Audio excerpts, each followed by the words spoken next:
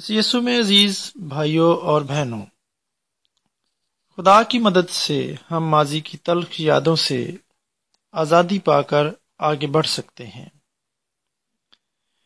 Nancy لیٹنا لکھتی ہے، کئی سال پہلے اس نے ایک نئی بائک خریدی۔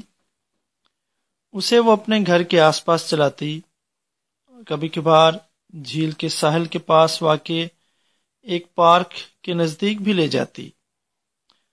کئی بار وہ اسے چرچ میں اور اپنے کام کی جگہ پر، بینک کی طرف، اور کبھی کبھار اتوار کی عبادت کے لیے بھی لے کر گئی۔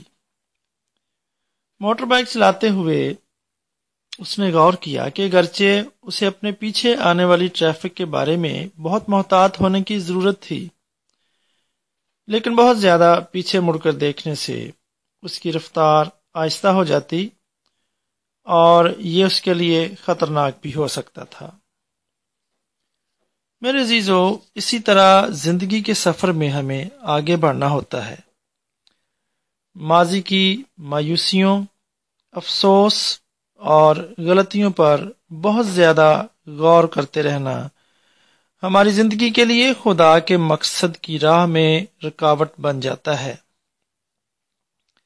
ایسا کرنا آسان نہیں ہے۔ اس کے لیے جسمانی، ذہنی اور روحانی توانائی کی ضرورت پڑتی ہے کہ ماضی کی چیزوں کو چھوڑ کر مستقبل میں دیکھا جائے۔ ایسا کرنے کے لیے ایک مثال کے طور پر ہم یسوع کو دیکھ سکتے ہیں، جس نے دعا میں وقت گزارا اور ہمیں بھی ویسا ہی کرنے کے لیے کہا۔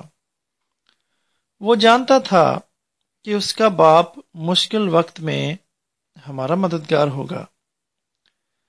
زندگی کے سفر میں خدا چاہتا ہے کہ ہم آگے دیکھیں، وہیں پر ہمیں اپنی دعاؤں کے جواب ملیں گے، اور ضرور ہمیں خدا سے اس طرح دعا مانگنی چاہیے: اے پیارے خدا، ہمیں روح، جان و بدن میں مضبوطی بخش تاکہ تیری خدمت کریں اور بھلائی کے کام کرنے میں تھک نہ جائیں۔